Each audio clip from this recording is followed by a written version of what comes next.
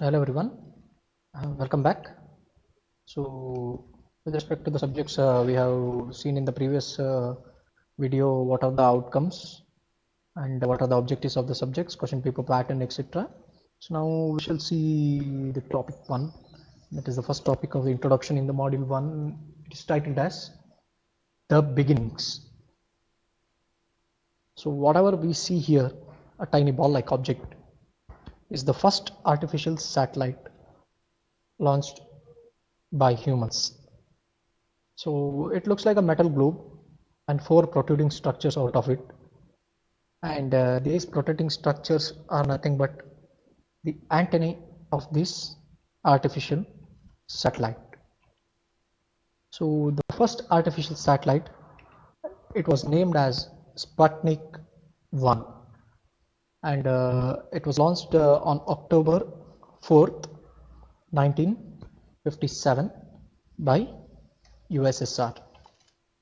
So this particular satellite weighed about 184 pounds or approximately 84 kilograms, or to be precise 83.46 kilograms, and it was successfully placed in the orbit on October 4th of 1957.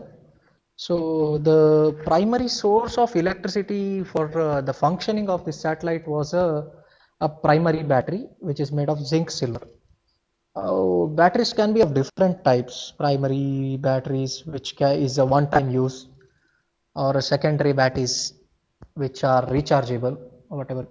But for the first time when the satellite was launched, only a primary battery was used, and obviously it was not rechargeable. So once the battery life ends, the satellite functioning stops. So this particular satellite had 2 transistors of 1 watt each, and it functioned successfully for 3 weeks.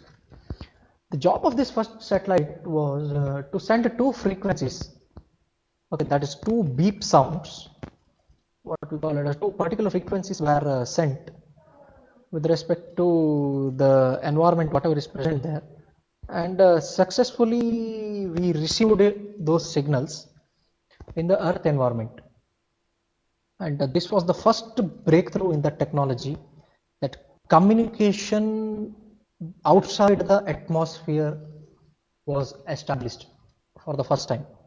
So even though there were 2 frequencies, just 2 types of beep sounds, it was understood that communicating outside the earth is possible, and this led to a major breakthrough in astrophysics as well as astronomy.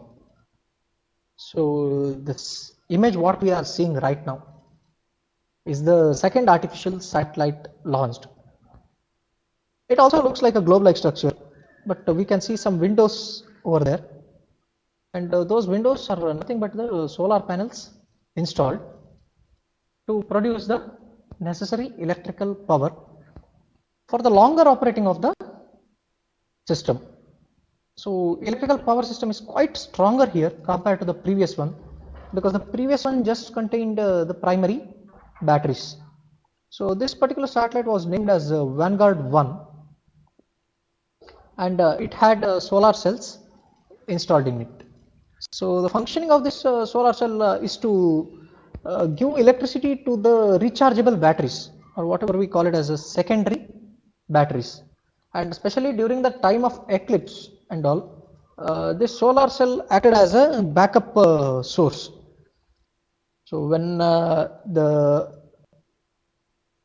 energy was not at all available, the energy stored in the battery can be used.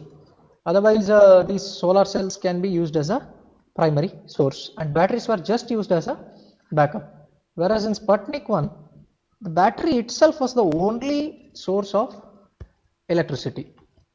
So now electrical power requirement for function of satellites have increased.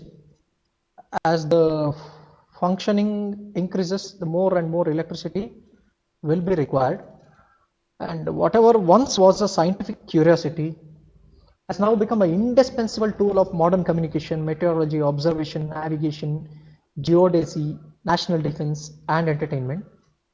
as well as scientific discovery. So launching of satellites have been increased year by year. It is increasing, and also at the same time, the functioning of the satellite is also increased. So to function at such an accuracy, the electricity is required, and on the outer atmosphere there is no other source of electricity. So based on that, there is a lot of scope for electrical engineers field. So here we have a graph pertaining to what are the satellites launched in the last 40 years. As per the syllabus, what data we have is from 1957 to 1997. So if you see it one by then, initially in the 1957 it was a very few, 3 or 4 satellites were launched by different countries, and slowly the number started increasing. Now we observe that the number is crossing 100, 150 and approximately reaching 160 in the year 1967, and so and so. And also there have been systems which are capable of launching multiple satellites, what we call it as a solar launch or satellite launch vehicles. So they are capable of launching multiple satellites. Now we see that over the advent of last 40 years, we see that number of satellites launched have been significantly increased. And if we consider from 2020, 2000 to 2020, there are a lot of more satellites available. It might have crossed even 200, but let us stick to the syllabus and pertain the data what is available. Along with the increase in number of satellites, the size of the satellite is also increased, and if the size of the satellite increases, the electricity required for it will be obviously increasing.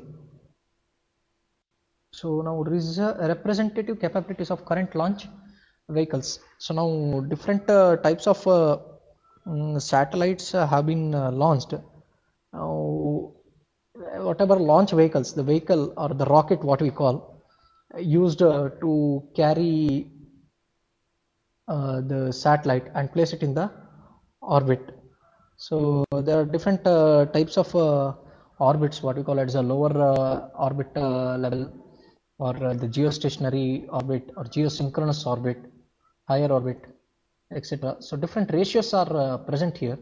So now we see that payload to LEO, that is for Delta 2 7925, it is 5000 kg, and for Titan it is 17,700, and so and so. When we reached about shuttle, we are capable of standing a weight up to 24 tons. So now this vehicle weight as well as the payload weight, and the secondary stage and the tertiary stages, if we see, the launch vehicles are capable of carrying the larger and larger satellites, because the technology is progressing well and good. So now, but if the satellite size is increased, at the same time it is necessary to have more and more electricity.